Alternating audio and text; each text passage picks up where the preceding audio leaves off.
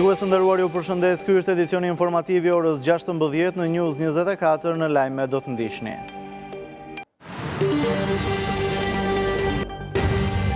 Raporti i Komisionit Evropian vëren me shqetësim se në Shqipëri ka presion mbi drejtësinë dhe vendimet e gjykatës kushtetuese nuk zbatohen, kritika për KLP dhe KLG.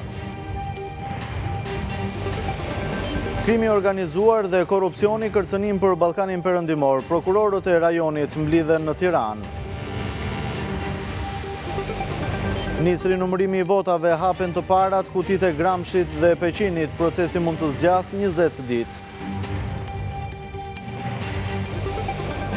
GKK orëzon kërkesën e Erion Veliajt për lirimin nga burgu, mbetet në fuqi edhe sekuestrimi i apartamentit. Kreu i Partisë së Lirisë Ilir Meta kërkon të dalë nga burgu, pretendon se SPAK ka shkelur afatin e hetimeve. Përshkallëzohet konflikti Izrael-Iran, raketa në Jeruzalem e Tel Aviv vritet komandanti iranian. Presidenti Donald Trump largohet nga samiti i G7-s për shkak të krizës në lindjen e mesme. Rusia sulmon Kievin me raketa dhe dron, të paktën 15 të vrarë, mes tyre një amerikan.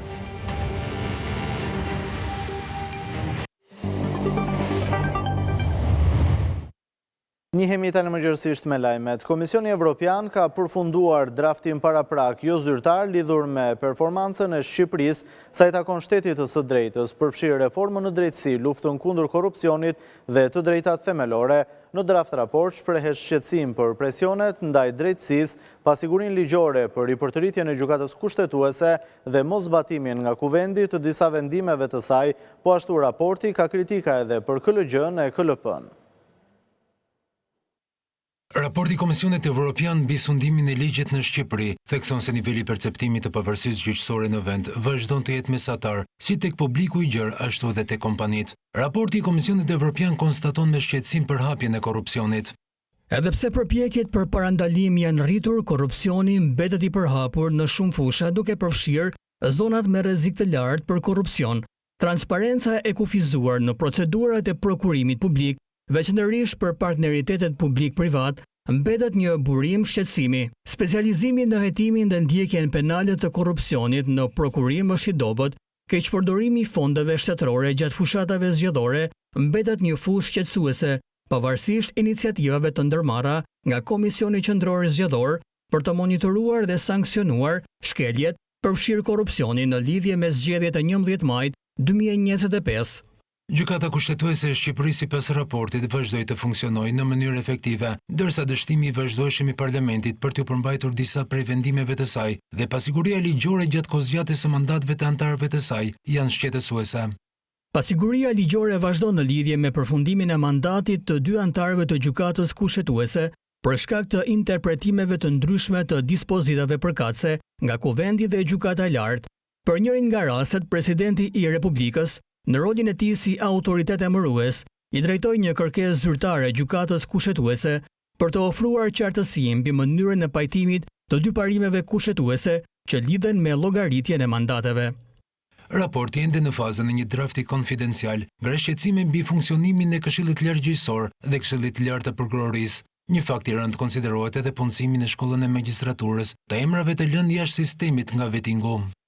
Nuk është shënuar ndonjë zhvillim domethënës nga KLG-ja dhe KLP-ja në forcimin e transparencës për ngritjet e detyrë dhe transferimet.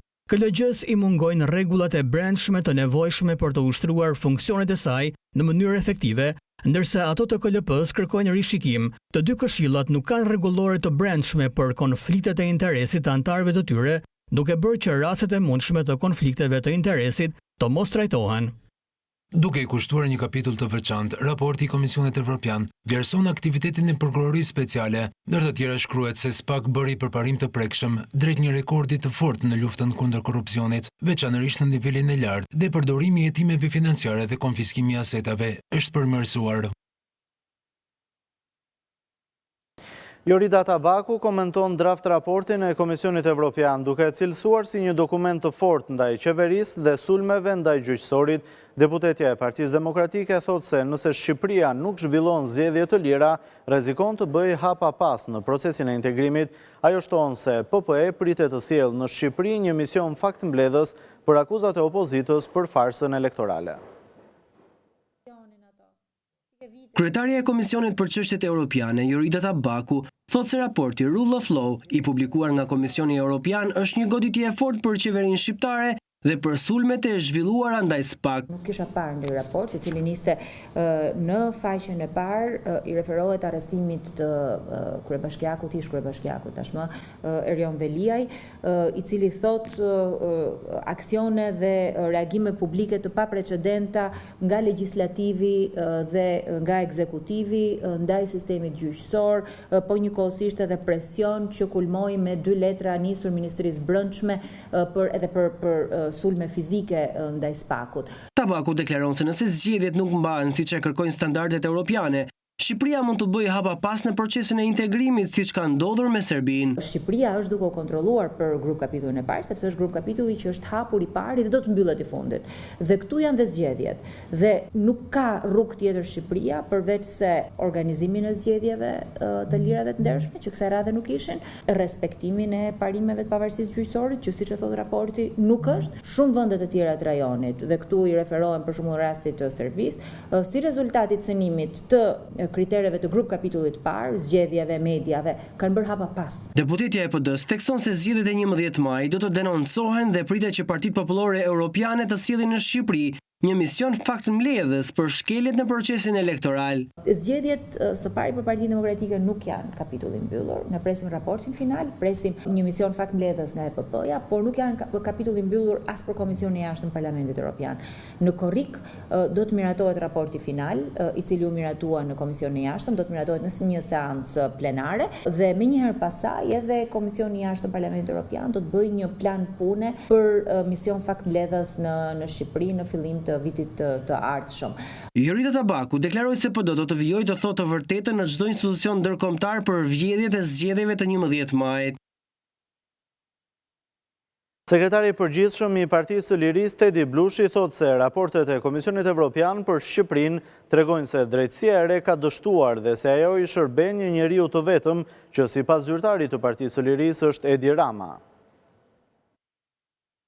Komisioni Evropian ka certifikuar shkatrimin e reformës në drejtësi si pasojë e presionit dhe kapjes së paprecedent, duke paralajmëruar një stagnacion të procesit të negociatave, si dhe moshapje të kapitujve për integrimin pa plotësuar më parë standardet. Një non-paper i Komisionit Evropian i bërë publik së fundmi së bashku me raportin e këtij institucioni për sundimin e ligjit, evidenton qartë dështimin e theksuar të qeverisë në luftën kundër korrupsionit, kundër krimit të rëndë dhe të organizuar, si dhe kapjen e sistemit të drejtësisë, të cilat e kanë shndruar në farsë përpjekjen gjoja të qeverisë për përshpejtimin e integrimit evropian. Krimi organizuar dhe korrupsioni mbeten kërcënime të përbashkëta sigurie për Bashkimin Evropian dhe vendet e Ballkanit Perëndimor. Në forumin e prokurorëve të Ballkanit Perëndimor që u zhvillua në Tiranë, u theksua nevoja për bashkëpunim të ngushtë rajonal. Ambasadori i Bashkimit Evropian Silvio Gonzato theksoi se puna e prokurorëve ndikon drejt për drejt në procesin e integrimit në Bashkimin Evropian. Bashkëpunimi në luftën kundër korrupsionit dhe krimit të organizuar ishte në fokus të forumit të prokurorëve të përgjithshëm dhe special të Ballkanit Perëndimor, që u zhvillua në Tiranë. Kreu i SPAK-ut, Altin Domani, tha se asnjë vend në rajon nuk mund të përballet i vetëm me krimin e organizuar dhe korrupsionin, duke theksuar nevojën për bashkëpunim të ngushtë rajonal. Grupet apo organizatat kriminale janë të ndërlidhura. Operacionet janë transnacionale dhe rrjetet e tyre janë shtrirë kudo.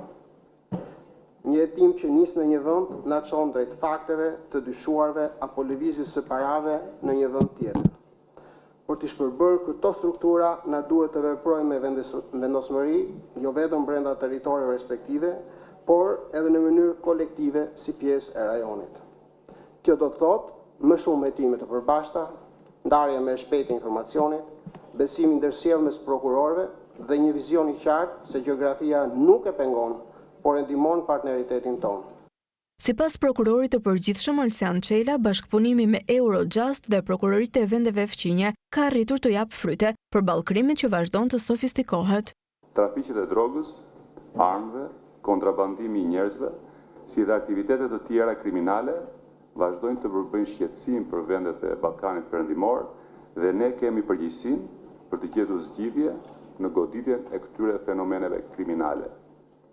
Ndërsa përpjekjet tona për të luftuar krimin tradicional janë në rrugë të mbarë, sfidat që lidhen me krimet në fushën kibernetike dhe përdorimi për herë më i madh i teknologjisë dhe i kriptomonedhave në veprimtaritë kriminale kërkojnë një përgjigje efikase.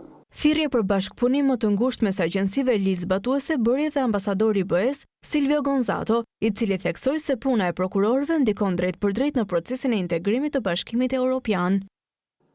High-level corruption is a feature of many criminal activities and is also... Ne njohim angazhimin e vendeve në rajon për të luftuar krimin e organizuar, që është i dëmshëm për kohezion social dhe gorryen besimin e qytetarëve tek institucionet. Rrjetet kriminale përdorin edhe institucionet për të zgjeruar ndikimin e tyre. Duhet të punojmë së bashku. Forcimi i sundimit të ligjit është sfidë thelbësore për vendet që duan të antarësohen në BE. Puna juaj ndikon direkt në këtë proces. Pandëshkueshmëria nuk duhet të jetë e pranishme në shoqëri. Natyra në zhvillim e krimit ndërkombëtar kërkon vigjilencë dhe nisma konkrete dhe burime financiare dhe njerëzore. I pranishëm në forum ishte edhe presidenti i Eurojust, i cili e cilësoi Ballkanin Perëndimor si një partner shumë të rëndësishëm dhe theksoi se Eurojust kërkon të rrisë nivelin e bashkëpunimit për të luftuar grupet kriminale. Gjykata e posaçme e ka lënë prapa hekurave kreun e Bashkisë së Tiranës Erion Veliaj. Në seancën e kësaj të martë, kryebashkiaku kërkoi mas më të lehtë sigurie kundrejt garancisë pasurore, sa kaq gjykata e lartë shqyrton muajin e ardhshëm kërkesën për lirimin e tij. Gjykata e posaçme kundër korrupsionit dhe krimit të organizuar ka lënë në fuqi masën e arrestit me burg për kryetarin e Bashkisë së Tiranës Erion Veliaj. Përmes avokatëve, Veliaj kërkoi mas më të lehtë sigurie kundrejt garancisë pasurore, ndërsa për biznesmenin Elman Abule është lënë në fuqi masa e arrestit në shtëpi nga e njëjta gjykatë. Në seancën e kësaj të hënë, kryebashkiaku nuk ishte i pranishëm dhe u përfaqësua nga avokatët, të cilët kërkuan lirimin e tij nga qelia e paraburgimit të Durrësit. Po këtë të martë, gjykata e posaçme ka lënë në fuqi masën e sekuestrës edhe për një apartament në zonën e Kodrës së Diellit në Tiranë, për të cilin prokurorët e SPAK kanë dyshime se është në pronësi të Veliajt dhe bashkëshortes së tij, Ajola Xoza. Masa e sekuestros ishte ankimuar nga shoqëria Agikons. Në kuadër të kërkesave për lehtësimin e masës së sigurisë në shkallët e gjyqësorit, nga ana e kryebashkiakut Veliaj, gjykata e lartë ka caktuar datën 8 korrik për shqyrtimin e kërkesës së Veliajt dhe biznesmenit Elman Abule. Rekursi në gjykatën e lartë është futur në procedurë të përshpejtuar, ndërsa relatore është caktuar gjyqtarja Albana Boksi. Antarët e trupit gjykues janë caktuar me Dibici dhe Sokol Binaj. Rekursi do të shqyrtohet në dhomë këshillimi pa praninë e palëve.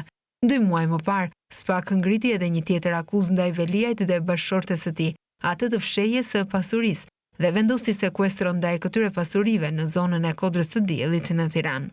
Ndaj Veliajt, bashkëshortes dhe disa biznesmenve rëndojnë akuzat e korrupsionit dhe pastrimit të parave, si dhe fshehjes së pasurisë.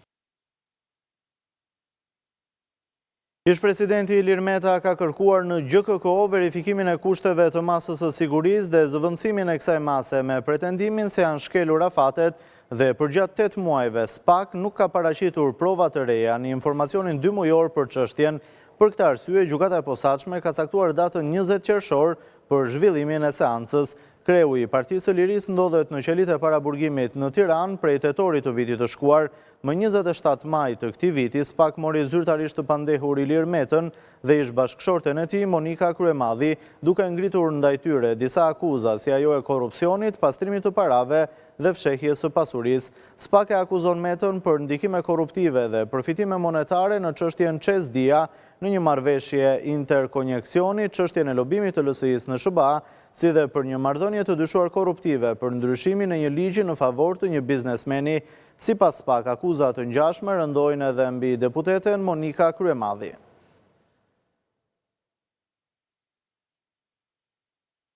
Gjykata e Fierit ka shtyrë për në datën 24 qershor seancën për shqyrtimin e kërkesës ish deputetit Ervin Saliani, i cili ka kërkuar lirim me kusht pasi ka përmbushur 2/3 e dënimit. Avokati Salianit, Ledio Braho, tha se seanca u shty pasi burgu i Fierit nuk kishte dërguar raportin e vlerësimit. Gjykata e Fierit ka shtyrë me një javë seancën për shqyrtimin e kërkesës për lirim me kusht të ish deputetit Ervin Saliani. Seanca është shtyrë për në datën 24 qershor, pasi IEVP Fier nuk ishte dërguar raportin e vlerësimit. Avokati Ledio Braho thotë se Saliani plotëson të gjitha pikat për të fituar lirimin me kusht dhe është i bindur se do të arrihet në seancat e radhës.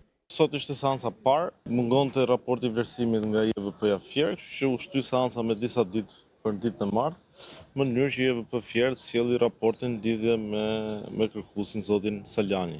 Ne bëm relatim në kërkesës tonë, gjithë argumentet si ato që kanë të bëjnë me elementin objektiv, pra ajo që ju thatë kalimi i kohës i 2/3, si dhe për elementin subjektiv që ai plotëson gjitha kushtet për ta përfituar lirimin me kusht para kohë dhe besoj se do jetë e suksesshme. Megjithatë, tani ne nuk bëjmë dot orakullin në proceset gjyqësore në Shqipëri, sepse historia e ka treguar këtë fakt. Ish deputeti demokrat Ervin Saliani nuk u paraqit këtë të martë në gjykat. Ai ndodhet në burg që për 27 shtatorit të vitit 2024, pasi gjykata e apelit dhe gjykata e lartë lanë në fuqi vendimin për një vit burgim akuzuar për kallëzim të rrem. Gjykata e posaçme ka dhënë dënimet për 5 ish zyrtar të Bashkisë së Tiranës të hetuar për një nga segmentet e dosjes 5D. Hetimet nisën pas të dhënave në lidhje me favorizimin e 2 kompanive për rikonstruksionin e ish parkingut të stadiumit Selman Stërmasi. Gjykata e posaçme kundër korrupsionit dhe krimit të organizuar ka dhënë dënimet për ish zyrtarët e Bashkisë së Tiranës, të akuzuar në kuadër të dosjes 5D, ish drejtoresha e Tirana Parking, Eglantina Zere dhe ish zyrtarët e tjerë Riviola Baxha, Enkelejda Qyta, Bruno Koçi dhe Kristo Zhulati janë dënuar me nga 6 muaj burgim secili. Gjykata refuzoi kërkesën e SPAK-ut që dënimi për të pandehurit të pezullohej dhe ata të viheshin në shërbim prove. Si dënim plotësues, gjykata ju hoqi të drejtën për të ushtruar funksione publike për 5 vite me radhë. Ish drejtoria e përgjithshme e institucionit Tirana Parking, Eglantina Zere dhe 4 zyrtarët e tjerë të Bashkisë Tiranë, Riviola Baxha, Enkelejda Qyta, Bruno Koçi dhe Kristo Zhulati u vunën në akuzë për shkelje të barazisë së pjesëmarrësve në tendera apo ankande publike. Nga hetimet e SPAK-ut është provuar fakti se e pandehura Eglantina Zere në cilësinë e drejtuesës së Tirana Parking në varësi të Bashkisë Tiranë në bashkëpunim me të pandehurit Enkelejda Qyta, Bruno Koçi dhe Riviola Baxha në cilësinë e antarëve të Komisionit të Ofertave dhe antarin e njësisë së prokurimit Kristo Zhulati kanë krijuar avantazhe dhe privilegje për shoqërinë VAS Konstruksion SHPK dhe Roku Guest për rikonstruksionin e parkingut të Selman Stërmasi. Prokuroria zbuloi se ofertat e operatorëve ekonomik janë bërë nga persona që punonin në shoqërinë 5D Konstruksion. Ish oficeri Renea Sarbër Papleka i dënuar me 7 vite burgim për vrasjen e Pierin Xhuvanit në vitin 2021 kërkon lirin me kusht në gjykatën e Durrësit. Ai pretendon lirin pasi ka kryer 3/4 e dënimit dhe nuk ka asnjë masë disiplinore në qeli. Seanca u shty për në datën 16 korrik. Ish oficeri i repartit Renea Arbër Paplekaj i dënuar me 7 vite burgim për vrasjen e Pierin Xhuvanit 4 ditë përpara zgjedhjeve parlamentare të 25 prillit 2021, i është drejtuar gjykatës së Durrësit me një kërkesë për lirim me kusht. Ai pretendon përmes avokatit se plotëson të gjitha kriteret pasi ka kryer 3/4 e dënimit, nuk ka asnjë masë disiplinore në qeli e po ashtu referon edhe situatën familjare. Seanca e kësaj të marte për shqyrtimin e kërkesës u shty, pasi Paplekaj nuk ishte shoqëruar në proces nga forcat e policisë së burgut. Gjyqtari Recep Bekteshi e shtyu procesin për në datën 16 korrik. Arber Paplekaj ishte dënuar me 22 vite burgim nga gjykata e Elbasanit për akuzën e vrasjes në rrethana cilësuese. Pas shqyrtimit të çështjes në apel, një treshe gjykuese e rikualifikoi akuzën për Paplekajn dhe dënoi përfundimisht me 7 vite burgim për vrasje të kryer në gjendje të tronditjes së fortë psikike. Vrasja e mjekut psikiatër Pierin Gjuvani, politikan lokal, ndodhi gjatë përplasjes së të shëquajturës struktura e mbrojtjes së votës në PD me mbështetës të Partisë Socialiste. Mbështetësit e opozitës ndaluan në Elbasan një automjet pa targa që drejtohej nga Mehmet Greca, i njohur edhe si Met Dafllaku. Ata pretendonin se ai ishte përfshirë në shitblerjen e votës në favor të PS dhe kërkuan ndërhyrjen e policisë. Në ndihmë të Grecës, hetimet zbuluan se mbërriti Pierin Gjuvani dhe ndriti dhe disa persona të tjerë me të shkuar kriminale. Nga shkëmbimi i zjarrit mbeti i vrarë Gjuvani, ndërsa u plagos një oficere policie. Hetimet zbuluan se ai u qollua për vdekje nga Paplekaj. Në vengjarje u përdoren edhe 2 armë të tjera zjarri, por prokuroria nuk ka mundur të zbulojë se kush qëlloi me ta. Teksa ndodhi vrasja të pranishëm në vengjarje, ishin 2 zëvendës drejtorët e policisë së Elbasanit dhe zyrtar të tjerë. Publicitet, rikthehemi pas pak me të tjera zhvillime.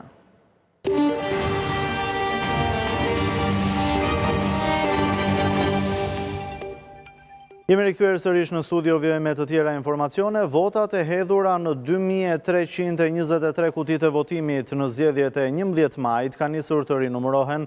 Të parat që po vlerësohet janë 90 kutit e qarkut e Elbasanit, ku Partia Demokratike pretendon se zgjedhjet janë manipuluar përmes fenomenit të trenit bullgar. Ka nisur rinumërimi dhe rivlerësimi i votave të hedhura nga zgjedhësit në 2323 kutit e votimit në zgjedhjet e 11 majit. Procesi do të përfshijë 1282 qendrat e votimit të qarkut Tiranë, 587 qendrat e qarkut Fier, 360 kutit e Durrësit dhe 94 kutit e qarkut Elbasan. Fillimisht ka nisur kqyrja e kutive me fletët e votimit dhe materialet zgjedhore në 94 qendrat e votimit të Peqinit dhe Gramshit në qarkun Elbasan. Që në nisje të procesit të kqyrjes në një kuti votimi, u zbuluan 2 fletë, njëra vetëm me një vullë dhe dyta pas një prej 2 vulleve që duhen vendosur në anën e pasme. Fletë që në procesin fillestar të numërimit ishin vlerësuar të vlefshme. 2 fletë votimi, janë quajtur për PS, por ishin pa vlefshme. Është argument shtesë për mua për të vërtetuar më shumë ndaj kudo që ky numërim. Po kam të problem. Ky fakt sipas Partisë Demokratike është treguese në Elbasan ka funksionuar fenomeni i manipulimit i njohur si treni bullgar. Kjo s'ka vul fare. Është quajtur e vlefshme pesa. Për subjekt pesa. Ja, pa vula. Kjo është pjesa e trenit bullgar. Vëzhguesit opozitar kanë kërkuar me ngulm që çdo fletë votimi të kqyret nga të 2 anët e saj. Në mënyrë të padiskutueshme duhet që një fletë të ketë vlefshmërinë e dur, nuk mjaftojnë vetëm vullat, po dhe shpreha vullnetit. Gjetëm të 22-49, ku vullat ishin të rregullta, por në shprehjen e vullnetit votoheshin 2 subjekte njëkohësisht. Kjo sjell pa vlefshmërinë e fletës së votimit dhe të votës. Procesi do të mundësoj krahasimin e të dhënave të votave dhe materialeve zgjedhore, nga ku do të shihet nëse më 11 maj në këto qendra të qarkut Elbasan ka pasur më shumë vota se zgjedhës që kanë marrë pjesë në zgjedhje. Pas Elbasanit do të vijohet me kutit e Tiranës, Fierit dhe Durrësit, proces që do të përfshijë rinumërimin e votave për subjektet politike e më pas votat preferenciale në listën e hapur të kandidatëve për deputet.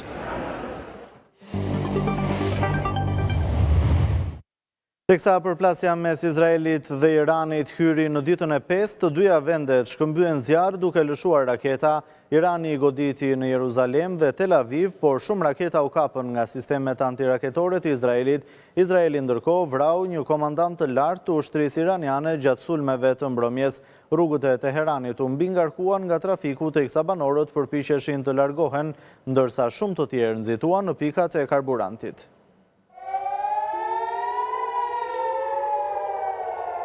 Alarmet për bombardime u dëgjuan përsëri në disa pjesë të Izraelit mëngjesin e sotëm, pasi Irani nisi një valë të re raketash në përgjigje të sulmeve të Izraelit Në ditën e 5 të përplasjes mes tyre, shpërthime të forta u dëgjuan në Jeruzalem dhe në Tel Aviv, ndërsa mbrojtja ajrore u aktivizua menjëherë.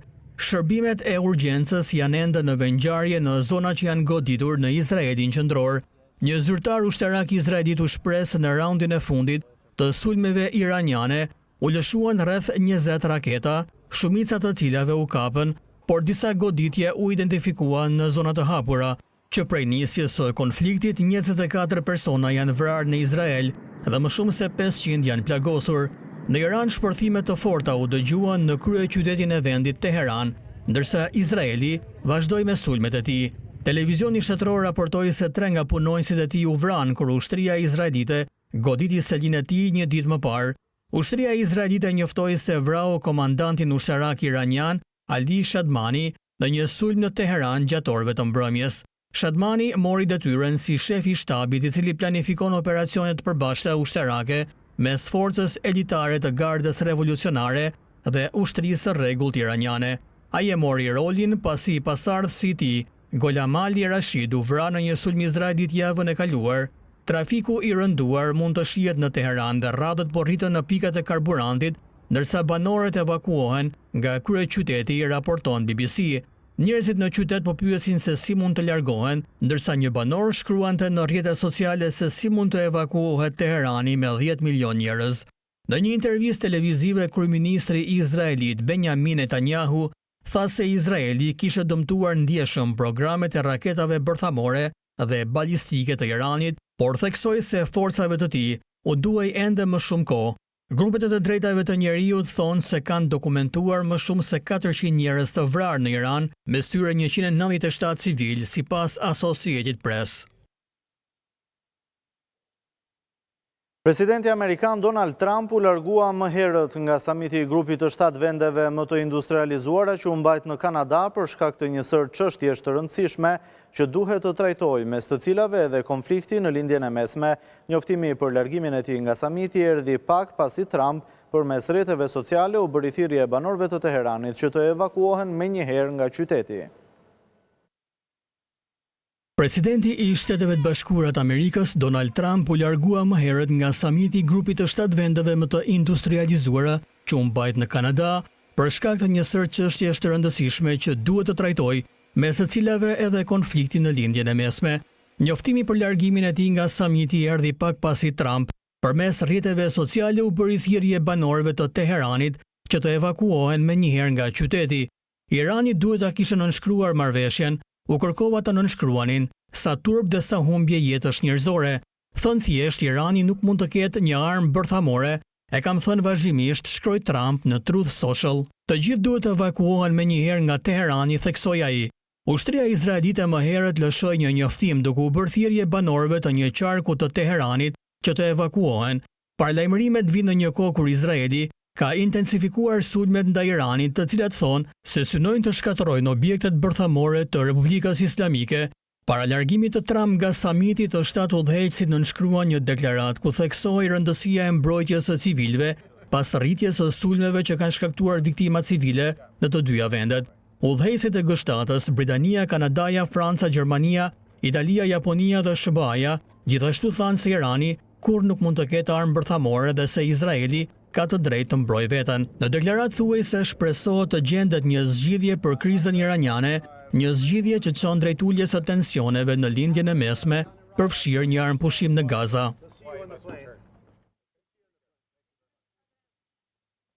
5 qytetarë shqiptar që ndodheshin në Izrael për arsye turistike dhe profesionale janë larguar këtë të martë nga Izraeli në mënyrë të sigurt përmes Egjiptit.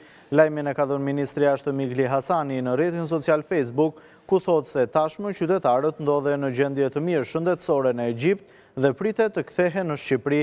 Largimi dhe kthimi i tyre u mundsua nga Ministria për Evropën dhe Punët e Jashtme nëpërmjet ambasadave në Tel Aviv dhe Kairo. Për këtë, Ministri i Jashtëm Migli Hasani falenderon autoritetet izraelite, ambasadën greke dhe ambasadën bullgare në Tel Aviv, autoritetet egjiptiane si dhe konsullin e përgjithshëm të Shqipërisë në Liban për mbështetjen dhe bashkëpunimin e dhënë.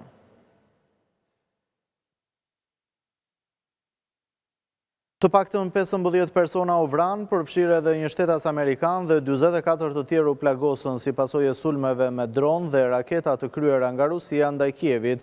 Forcat ruse kryen sulme me raketa dhe dron, duke shënjestruar disa zona të kryeqytetit Ukrainas. Rusia raportoi se mbrojtja e saj ajrore mbrapsi 2 dron ukrainas që ishin nisur drejt Moskës. Të paktën 15 vet u vranë, përfshirë dhe një shtetas amerikan dhe 44 të tjerë u plagosën si pasojë e sulmeve me dron dhe raketa të kryera nga Rusia ndaj kryeqytetit të Ukrainës, Kievit, njoftuan zyrtarët e Ukrainës më 17 qershor.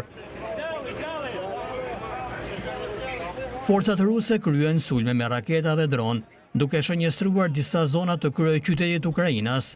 Kryetari i Bashkisë së Kievit, Vitali Klitschko, deklaroi se 9 vet u plagosën në qarkun Sviatoshinski dhe 11 të tjerë në Solomianski. Klitschko tha se një Amerikan 62 vjeç vdiq në një shtëpi në qarkun e Solomianskit. Edhe pjesë të tjera të Ukrainës u përballen me sulme, përfshirë dhe qytetin e Zaporizhjas, ndërkaq që Rusia raportoi se mbrojtja e saj ajrore mbrapsi 2 dron ukrainas që ishin nisur drejt Moskës. Njësitë kundër ajrore ruse po ashtu shkatërruan 51 dron ukrainas mbi rajonin kufitar të Belgorodit mbrëmjen e 16 qershorit, njoftoi Ministria e Mbrojtjes e Rusisë. Moska, që ka nisur pushtimin e plotë të Ukrainës mbi 3 vjet më parë, ka vijuar sulmet ndaj Ukrainës pavarësisht përpjekjeve të Shteteve të Bashkuara të Amerikës për të arritur një armë pushim. Pak përparim është bërë në procesin e paqes, përveç se palët kanë rënë dakord që të shkëmbejnë të burgosurit e luftës. Moska ka refuzuar kërkesën e Kievit për një armë pushim pa kushte, ndërkaq Ukraina ka refuzuar kushtet e vendosura nga Rusia, duke i cilësuar si ultimatume. Ka dështuar këtë të martë edhe përpjekja e 33 për konstituimin e Kuvendit të Kosovës. Deputetët refuzuan që të votonin për një komision që do të mbikëqyrte votimin e fshehtë për zgjedhjen e kreut të ri të Kuvendit. Kryesuesi i seancës konstituive Avni Dehari kërkoi nga PDK-ja, LDK-ja, AK-ja, Nisma dhe Lista Serbe që të bëjnë propozimet e kandidatëve të tyre për komisionin, por këto parti nuk morën pjesë në votim. Në sallë ishin të pranishëm 100 deputet, 51 votuan pro, 1 kundër dhe asnjë abstenim. Dehari ndërpreu seancën dhe bëri të ditur se vazhdimi i saj do të jetë më 19 qershor në orën 10, teksa vendi është pa institucione të reja. Mbi 4 muaj pas mbajtjes së zgjedhjeve, javën e kaluar kreu i LDK-s Lumir Abdigjiku shpalosi një plan me 15 pika për një qeveri të unitetit, duke i ftuar të gjitha partitë që ta formojnë një ekzekutiv të tillë në mënyrë që vendi të dalë nga kriza.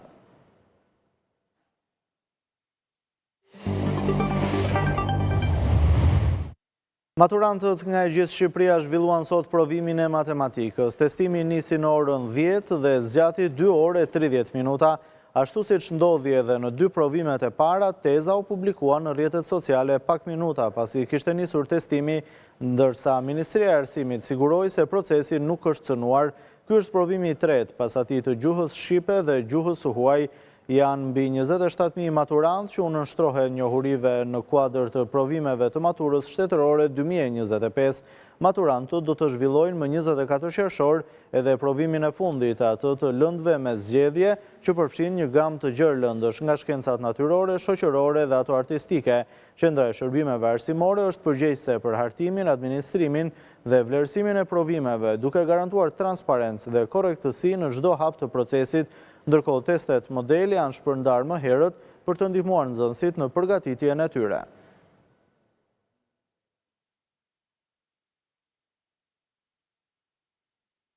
Për mbarvajtjen e sezonit turistik veror, Policia e Shtetit ka hartuar një plan masash ku do të shtohen kontrollet në zonat bregdetare, në pikat e kalimeve kufitare, në të gjitha akset kombëtare dhe në qendrat e banuara. Ndryshe nga viti i kaluar, këtë vit shërbimi 12 orësh për efektivët e policisë do të jetë vetëm në zonat bregdetare, ndërsa policët do të kompensohen sipas ligjit në fuqi.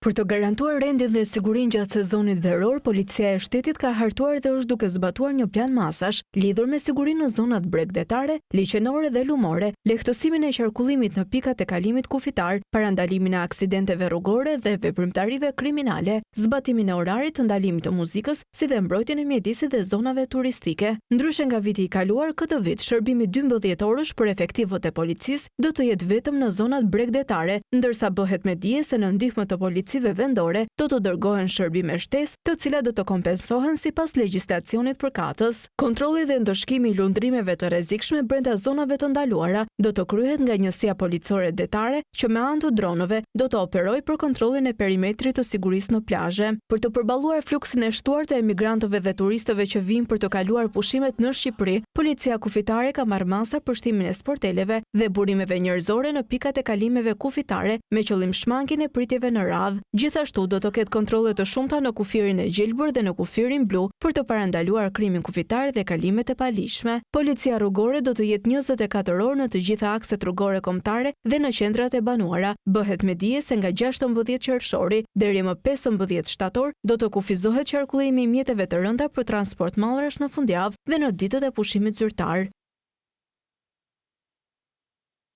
Lule Kuqja po dëmton sipërfaqet e mbjella me drithra në Bulqiz duke ulur rendimentin e prodhimit të grurit. Fermerët thonë se farrat për kulturat bujqësore janë jashtë çdo standardi, ndaj edhe lëndët e huaja si Lule Kuqja rriten shumë shpejt. Sipërfaqet e mbjella me drithra në Bulqiz janë mbushur me lulkuqe, një bimë që sipas ekspertëve të bujqësisë ndjeshën rendimentin e prodhimit të grurit. Një prej fermerëve të zonës thotë se farat për kulturat bujqësore janë jashtë çdo standardi, ndaj edhe lëndët e huaja si lulkuqja rriten shumë shpejt.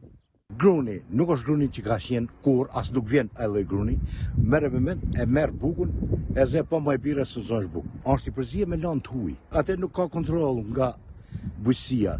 Kjo lulkuqja si bëhet nëpër grunat është shumë e rrezikshme për jetën e robit. Përmban lëndë të huaj e në lëndë toksike. Kjo ka fara jenë tepër të rrezikshme. Problemi i cilësisë së dobët të farave nuk është vetëm te gruri, por edhe te misri e shumë kultura të tjera bujqësore. Ndaj fermeri i bën apel Ministrisë së Bujqësisë të ushtrojë kontrolle në subjektet që tregtojnë farat, pasi dëmi ekonomik bie direkt mbi fermerët. Publicitet, rikthehemi pas pak me hapësirën opinion.